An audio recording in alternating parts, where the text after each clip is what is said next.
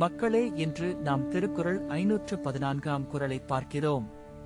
இது திருக்குறளின் பொருட்பால் பகுதியில் உள்ள அரசியல் என்னும் இயலில் இடம்பெற்றுள்ள தெரிந்துவினையாடல் அதிகாரத்தின் 4வது குறள். எனைவகையான் தேறிய கண்ணும் வினைவகையான் வேறாகும் மாந்தர் பலர். இந்த குறள் சொல்லும் பொருள் என்னவென்றால், மனிதனின் அறிவும் திறனும் வேறுபாடு தனித்துப்படும். ஒருவர் தன் நீதி உணர்வும் செயல்திறனும் மேம்பட்டவராக இருந்தாலும் மற்றவர்கள் அதை புரிந்து கொள்ள இயலாது.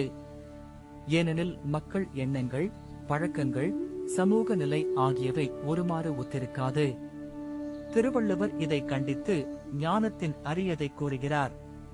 இன்றைய வாழ்க்கையில் இதை புரிந்தால், குழுவில் செயல்படும் போது ஒருவரின் கருத்துகள் பலவிதமாக இருக்கும் என்பதை ஏற்றுக்கொண்டும், சிலர் உடனடி ஒப்புதலை எதிர்பார்த்தாலும் மற்றவர்களின் வேறுபாட்டை மதித்து கூட்டாக முடிவு எடுக்கலாம். அதனால் சமுதாயம் நியாயமாகவும் பணித்திறன் மேம்பட்டதாகவும் இருக்கும்.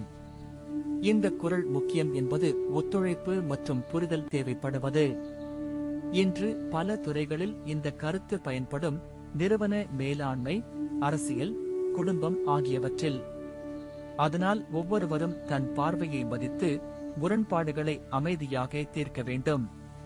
இது நமக்கு நல்ல வாழ்வை தரும். இதைத்தான் இந்த குறள் மிக அழகாக எடுத்துக் கூறுகிறது. எனைவகையான் தேறிய கண்ணும் வினைவகையான் வேறாகும் மாந்தர் பலர். அடுத்த குறளில் மீண்டும் சந்திப்போம்.